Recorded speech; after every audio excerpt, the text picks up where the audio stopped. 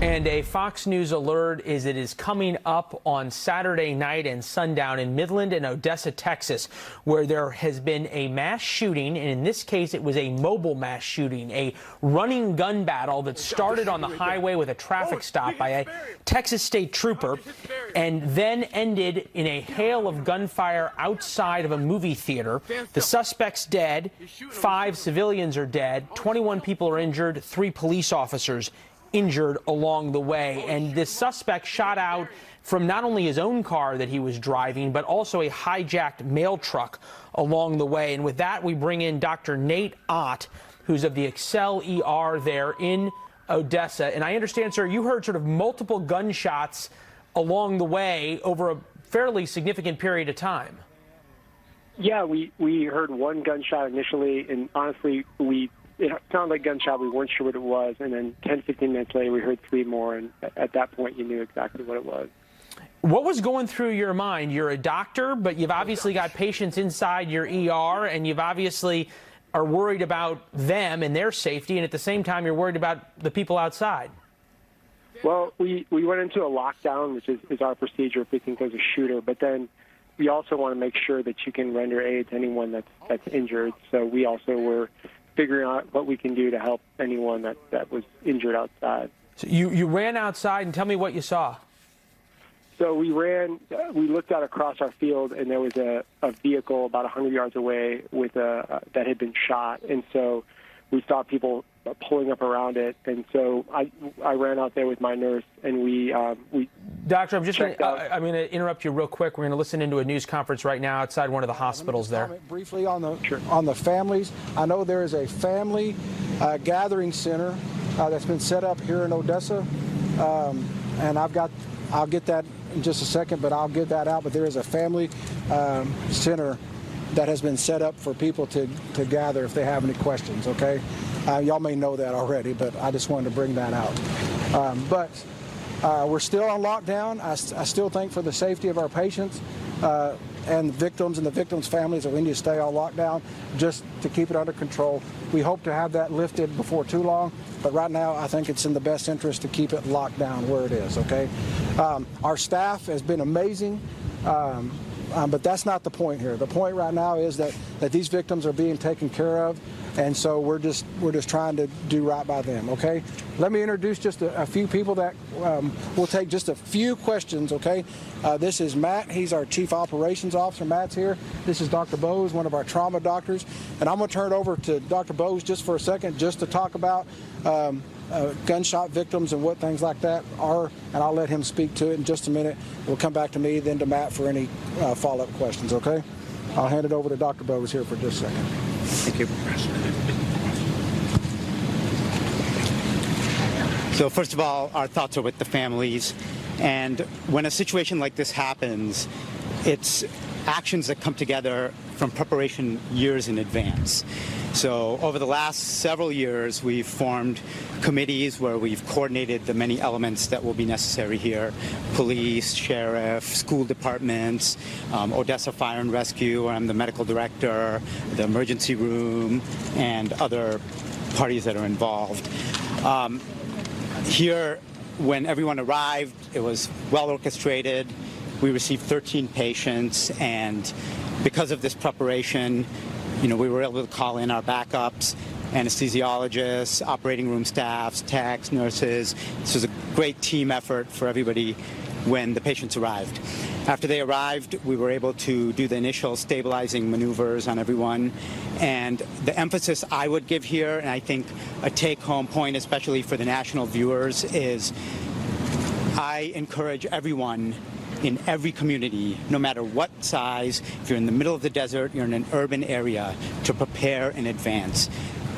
Unfortunately, it may not be a matter of if, it may be a matter of when, and for us, this preparation really helped us today. Our thoughts are with the family.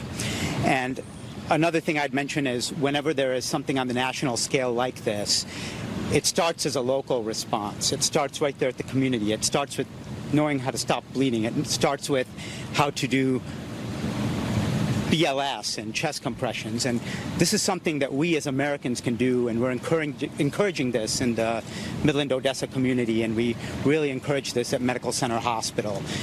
And you guys out there, wherever you're watching nationwide, you can make a huge difference for people, because when they arrive here, the response can stay local. Because if you've practiced this, you don't need to call in the state. You don't need to call the governor. You don't need to activate FEMA and national, resources. So we can do this. We can come together, and I think our community here has shown how we can do that. And I think our families are going to come together, and we're going to become stronger from this. Thank you. Thank you. Let's turn it over to Matt. Matt. What? They're switching. Sorry.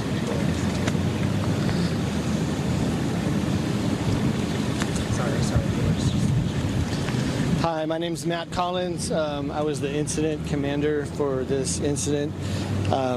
First of all, of course, our hearts and prayers go out to all of the victims and their families and our hospital staff as well. This has been a very, very difficult situation. We really have 3 phases of operations inside the hospital when this happens. We have an activation phase, and then we have operational periods. We've just completed operational period 1 and 2, and at 7:30 we went into the final phase, which is a recovery phase. And that's where we start putting everything back together, getting back to normal operations, and taking care of our staff, and to continue to take care of those patients that have just gone through this horrific situation. So with that said, I'd be happy to answer any questions that I can.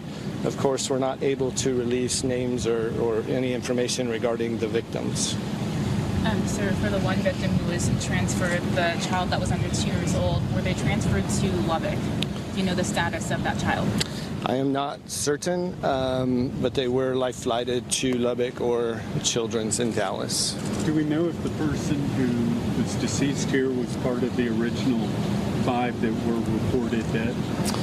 My understanding, all I can tell you is we know that that person was involved in this incident and had a fatal gunshot wound. What personally was going through, your staff's mind, your mind when patients started coming in and calls started coming in? What was going through your guys' mind as a hospital staff? Honestly, it's not a time for us to think a lot. We've done a lot of preparation for this day, and we work through these things in simulated situations several times a year.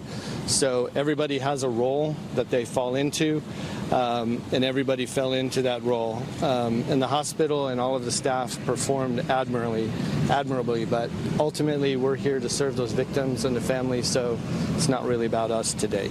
I believe earlier the CEO mentioned that you have an area specifically for families. I know you're under lockdown right now, but is that area still open to families who are trying to get into the hospital?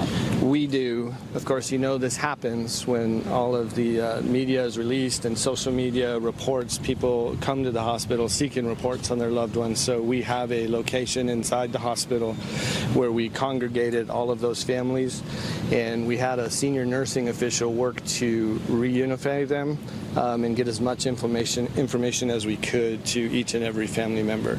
It's my understanding that that room is down to just a couple of families now, and that we've communicated with everybody that we can. Are there any streets that are going to be blocked off or closed down to funnel traffic through, or have things died down? We're going to keep the hospital into a lockdown situation until approximately 10 p.m. just for staff comfort and safety, but the hospital is back to normal operations at this time. So if you guys had been less prepared, how do you think the situation could have been different? It seems like that preparation made the difference. It did make the difference. I can't tell you because we are prepared, but I think if we were not, we may not have had the same rapid response to the situation and the great outcomes that we had. I mean, we saved 12 people today.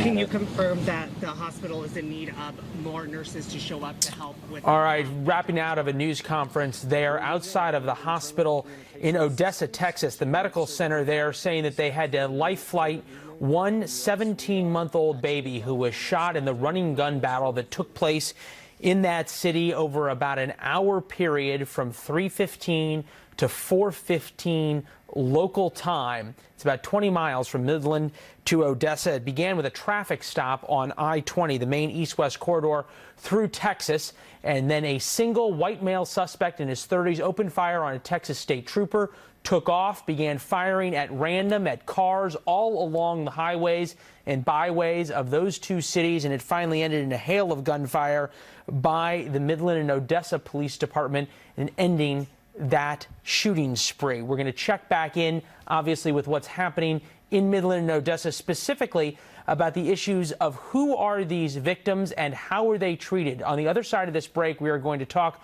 with an ER doctor who quite literally ran into the hail of gunfire and the sound of bullets to treat a young victim who was in a car on the side of the road when the windows were blown out and she was wounded.